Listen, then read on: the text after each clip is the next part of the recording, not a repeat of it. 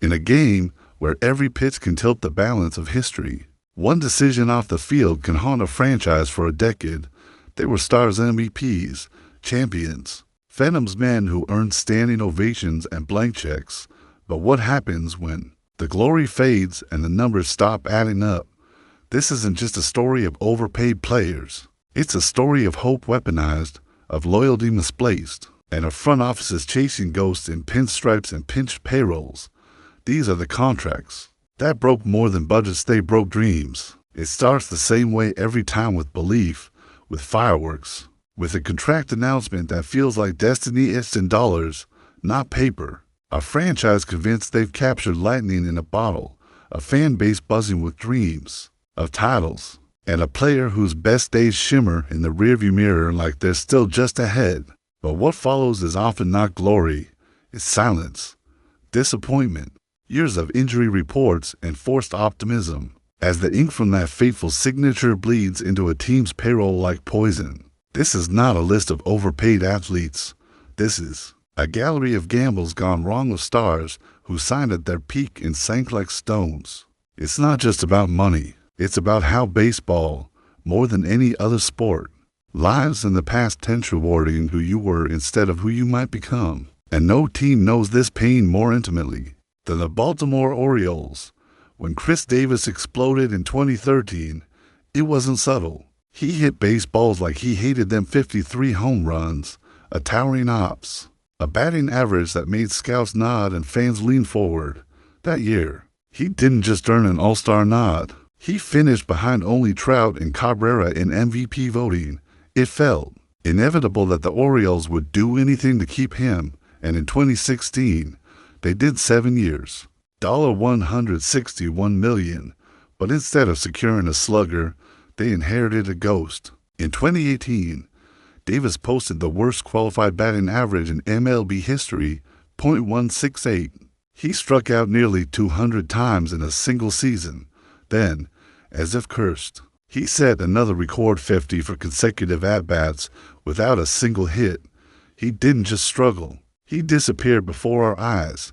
When he retired in 2021, he left behind a $59 million check the Orioles would keep cashing until 2037, not as a tribute but as a reminder. Sometimes the worst contracts aren't anchored in collapse but in absence. With Chris Davis, at least there were swings. With Anthony Rendon, there's just silence.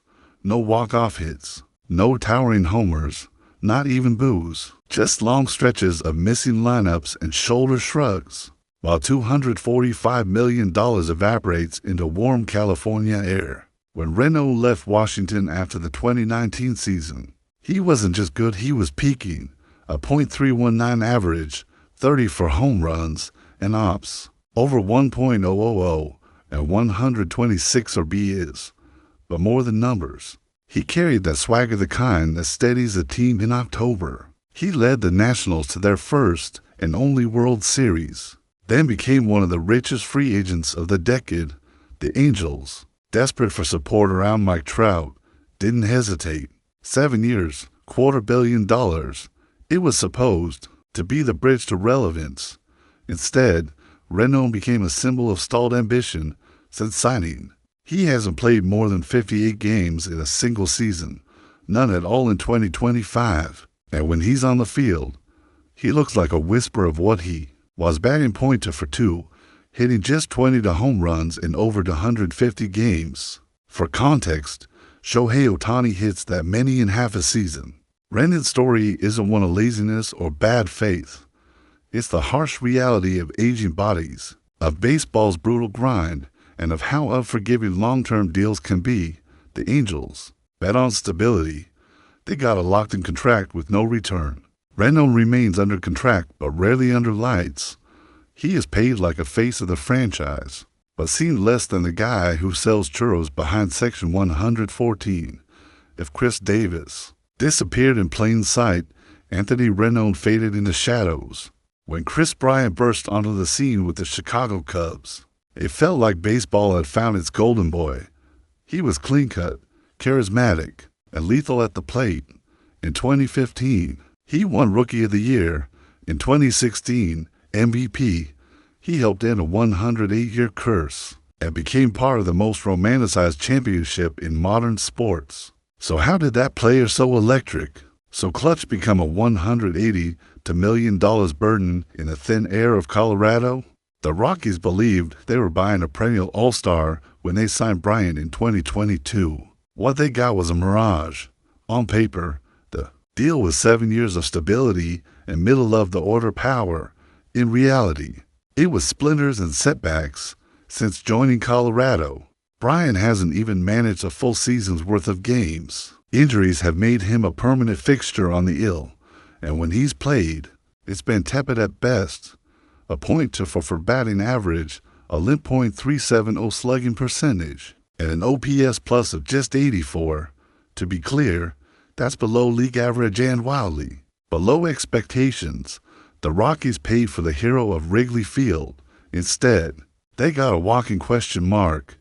His most productive year with the team, 80 games, 10 home runs. Not only is that not elite, it's not even starter material on most playoff teams. What makes Bryant's case particularly painful is timing. The Rockies weren't one piece away from contention. They weren't a Bryant away from glory. They were rebuilding. They needed prospects, flexibility, and vision. What they committed to instead was a player who peaked before his 30s and hasn't been the same since. Bryant may still be beloved in Chicago, but in Denver, his name is mentioned with a wince, not a cheer. Some bad contracts come from overhype, others from blind optimism, but the Steven Strasburg deal, that came from pure euphoria. A World Series MVP, a postseason maestro, a man who delivered exactly when it mattered most. In 2019, Strasburg etched his name into Nationals history with a postseason era under the .00 to wins in the World Series, and a presence so dominant that every pitch felt like a prophecy fulfilled. So when the champagne dried and the parade confetti settled, Washington gave him a crown 7 years, $245 million. It felt deserved. A homegrown ace staying with the team he brought to glory. But baseball is cruel to arms, and Strasburg's betrayed him almost immediately. Since signing, he's made just 8 starts. Not 8 quality starts, 8 starts total. A cascade of nerve damage, surgeries, and rehab setbacks kept him off the mound, and by 2024, the fairy tale officially ended. Strasburg retired, leaving the Nationals on the hook for nearly the full contract value. This wasn't laziness or regression. It was a body breaking under the weight of his own excellence. His 2019 playoff brilliance came with the toll, and Washington paid it in full. What makes Strasburg's situation tragic rather than scandalous is how honest it all was. No one could have foreseen the scale of his physical decline. No one knew the final chapter had already been written. But the result is the same, an enormous contract with nothing to show for it. After year 1, for a franchise already shedding talent like Bryce Harper and Juan Soto, losing Strasburg wasn't just financial, it was emotional. The ace who'd once symbolized the team's future had become a very expensive memory. If there's a Hall of Fame for players who disappeared without retiring, Jacoby Ellsbury has his own wing. His name still triggers groans in the Bronx, not because he played poorly, but because after signing a $153 million deal, he barely played at all. To understand the bitterness, you have to rewind to 2011. That year, Ellsbury was electric. A .3 to 1 average, 30 to home runs, 39 stolen bases, and an OPS nearing 1.00. He led all of baseball in total bases. His WAR, a staggering 8.3 for one season. He looked like a 5-tool hybrid of Ricky Henderson and Mike Trout. But the Red Sox knew something the Yankees either didn't or ignored. Ellsbury was a brilliant comet, not a rising sun. His game relied on speed and durability, 2 things that don't age well. The Yankees, forever seduced by big names and Boston revenge fantasies, gave him a 7-year contract in 2014. He rewarded them with one above-average season, then a slow fade into oblivion. By 2017, he was batting .640 with a 720 to OPS. From there, it got worse. Injuries became rumors. He became a payroll line item, not a player.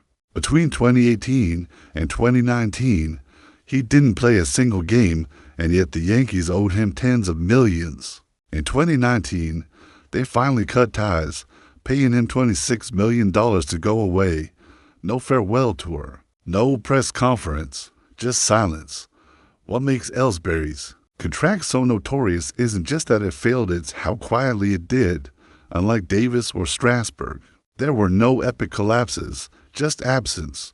The Yankees paid superstar money for a ghost. When Xander Bogaerts inked his 11-year to $180 million deal with the San Diego Padres in 2022, it didn't just raise eyebrows, it raised expectations. This wasn't some desperate mid-tier franchise overreaching. This was a loaded roster doubling down. They already had Tatis, they already had Machado, and now they had Bogaerts, a two-time World Series champion with a bat that sang and a glove that whispered dependability. In Boston, Bogaerts had been the kind of player every team dreams of, quietly excellent, consistently improving, and beloved by fans. He batted .29 to over a decade, delivered clutch hits, and led by example. The Padres saw a veteran presence to anchor their infield and push them over the edge. Instead, they've watched him sink statistically and symbolically. Since joining San Diego, Bogaerts' production has declined year after year. In 2023, he batted a respectable .85. By 2024, that dropped a point to .64. In 2025, he's sitting at .51. With nagging injuries nibbling away at his playing time and power, he's now averaging just a .1 WAR per season, meaning the Padres are paying $25 million a year for slightly better than league average performance. That kind of deal doesn't break a roster, it haunts one. Fans aren't angry so much as confused. How did a franchise centerpiece from Boston turn into a gently fading role player on a team trying to keep its championship window from slamming shut? The truth may lie in age, wear, and the impossible weight of expectations. Bogaerts didn't fall apart like Chris Davis. He's still playing, still trying, but effort doesn't equal elite. The Padres bought the version of Xander who stood tall in October. What they got was a player slowly being swallowed by a contract that now feels like a shackle. Sometimes a player's decline is slow like a candle flickering out.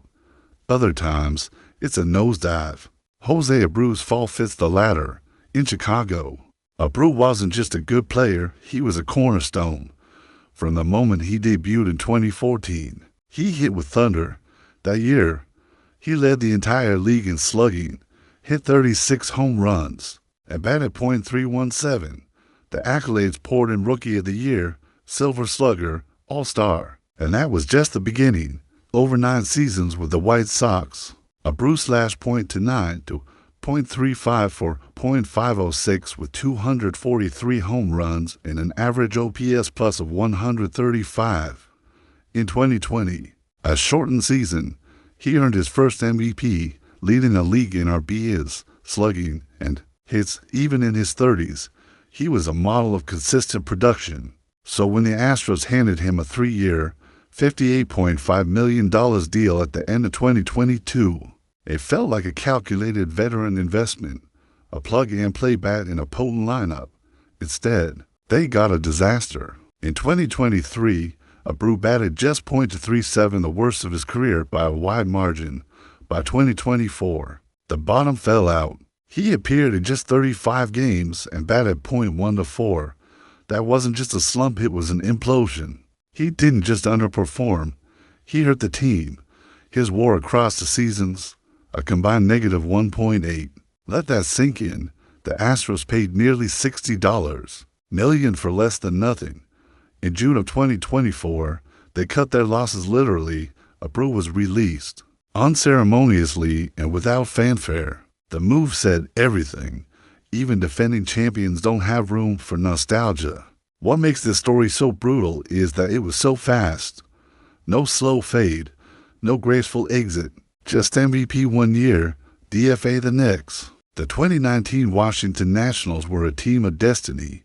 They had grit, clutch hitting, and crucially a dominant rotation, while Strasburg won the headlines. Patrick Corbin was the steady third ace that made everything click, coming off a career best 3.15 ERA season with Arizona in 2018.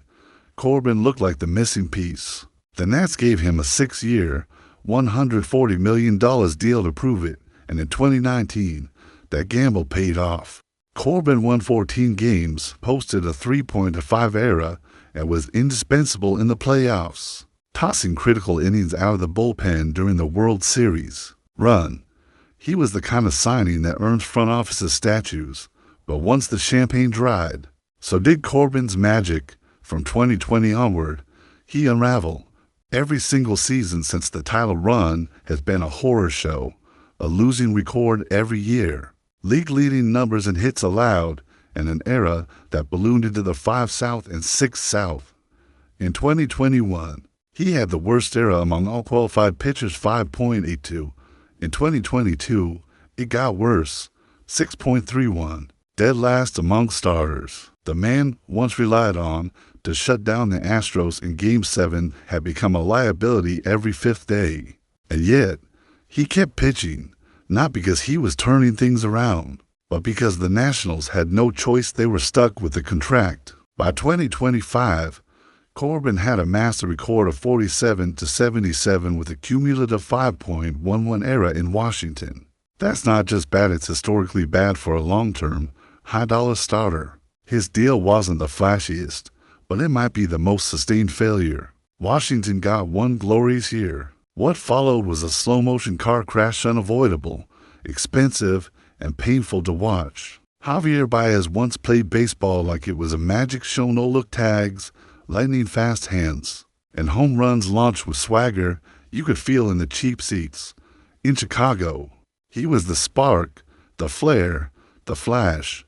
He helped end a 108-year curse, turned double plays into art, and in 2018, he nearly won the MVP.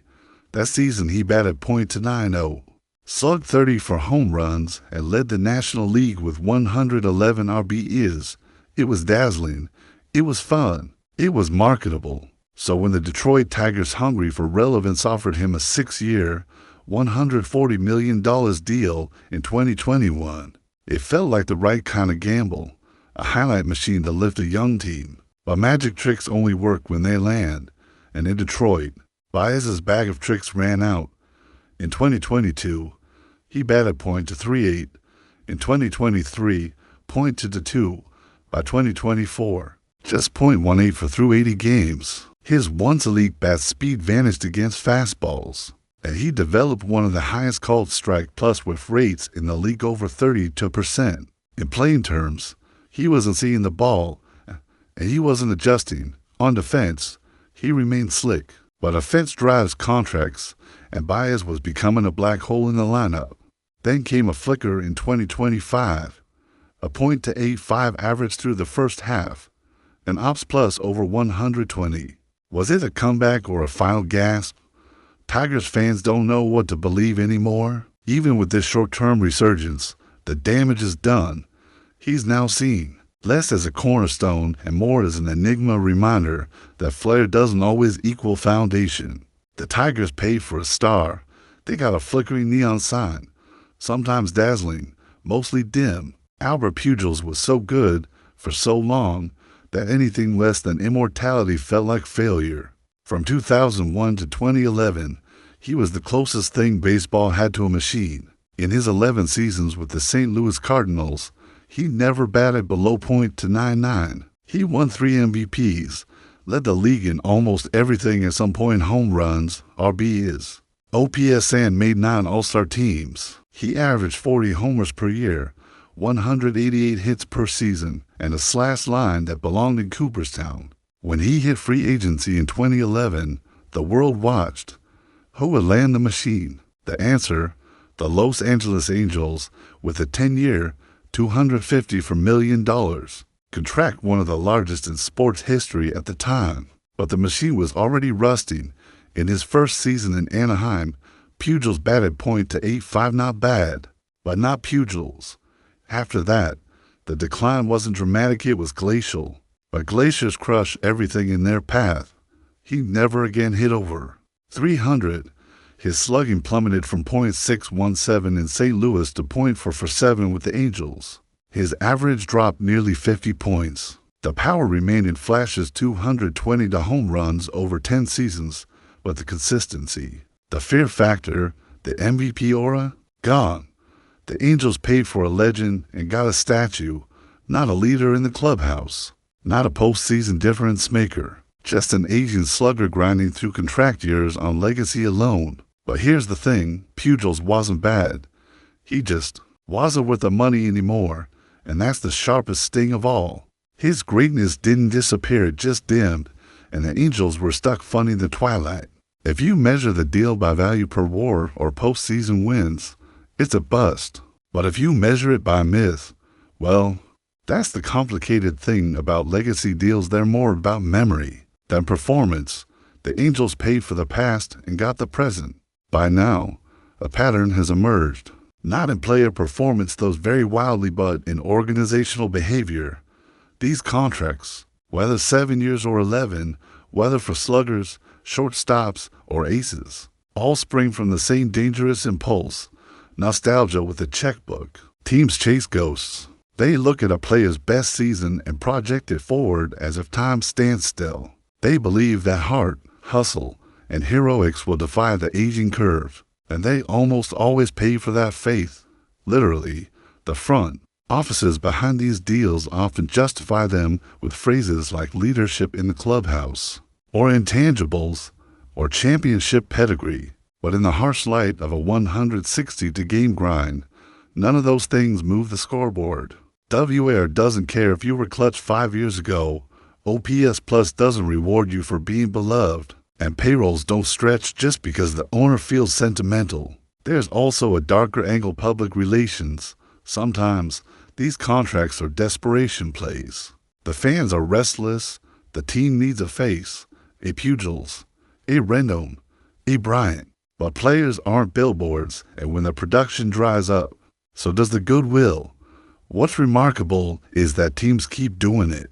These cautionary tales, some recent, some legendary, aren't secrets. Every general manager has seen what happened to Baltimore with Chris Davis, to Detroit with Baez, to Anaheim with half their roster, and yet the next offseason brings another bidding war, another backloaded deal, another sigh from analysts who know how it'll end. The truth is that baseball, for all its data and cold efficiency, still runs on romance, and romance, historically, is a terrible investment strategy. Every team on this list signed these contracts with hope in their hearts and banners in their eyes. They envision postseason fireworks, jersey sales, Hall of Fame speeches, and in some rare cases, like Strasburg's 2019 or Corbin's lone strong year, they got a sliver of that dream. But the rest is a cautionary tale, etched in dead money and dwindling WAR. Baseball's worst contracts aren't just financial missteps, they're emotional investments in yesterday, disguised as bets on tomorrow. They're a gamble that age won't come, that health will hold, that a player's best version will live forever. And baseball, America's most romantic sport, lets them believe that. But the diamond is a cruel truth teller. It exposes every weakness. And when it's October and your franchise player is on the ill, batting .184, or cashing checks from a golf course, that's when reality hits. If there's a lesson in these contracts, it's this: greatness has an expiration date. Rewarding. The past is noble, but in a sport obsessed with numbers, nobility doesn't win games. The future belongs to those who plan for it, not those still chasing the ghosts of MVP seasons long gone. Asterisk, baseball isn't just a game of stats, it's a game of memory. But when you pay for memory, don't be surprised when you end up broke.